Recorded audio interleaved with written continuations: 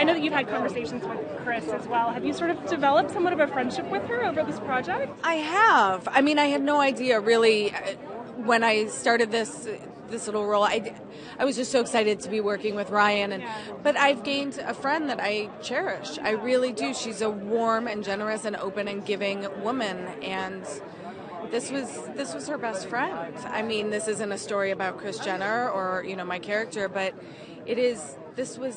Nicole Brown Simpson was a young woman with a group of friends that loved her, and I do hope Chris, I read today that she was really hoping that this raised some awareness for domestic violence and by revisiting this case in Nicole. But I love Chris. What surprised you the most in talking with her about this time?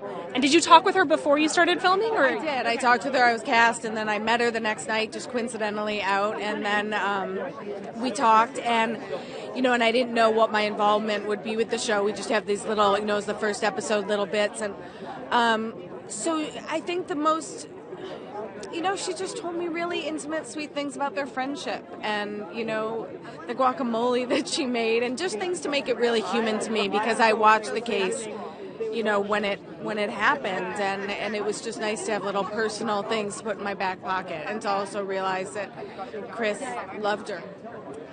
Can you talk about just physically transforming into Chris? And had you ever been told beforehand that you look like her? I had been told. I mean, we're both brunettes, and but Chris has these really beautiful eyes and eyelashes, and I can't compare. I mean, that Kardashian face and that Kris Jenner face, it's pretty incredible. Thank you. I'm a little longer in the tooth than she was then, but I think it's hard because we're used to seeing Chris now, the whole look, but back in the 90s, she was a little, it wasn't such that look of the eye makeup and the eyelashes, so you lose a little. I can really do a good Kris Jenner now, but she looks younger than me.